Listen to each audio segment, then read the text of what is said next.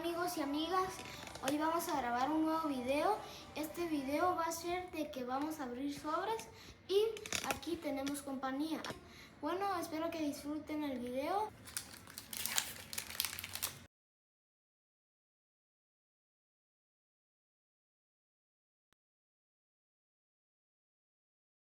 Vamos.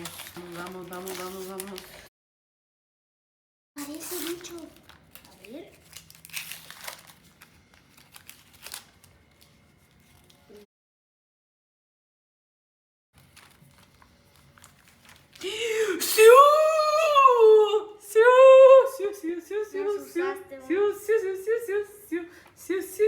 Por fin tenemos a alguien que en serio les va a gustar y es Cristiano Ronaldo.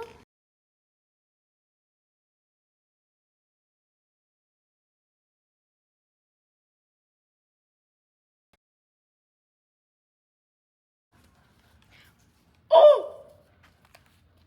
Me salió Messi. Nos salieron las dos estampillas más importantes, Cristiano Ronaldo y Lionel Messi.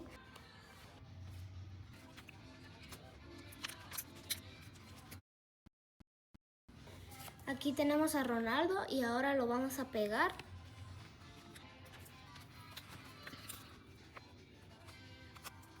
Amigos, ya nos salieron las estampillas más importantes. Ahora vamos a ordenarlas. Así que estas son todas las estampillas que tenemos.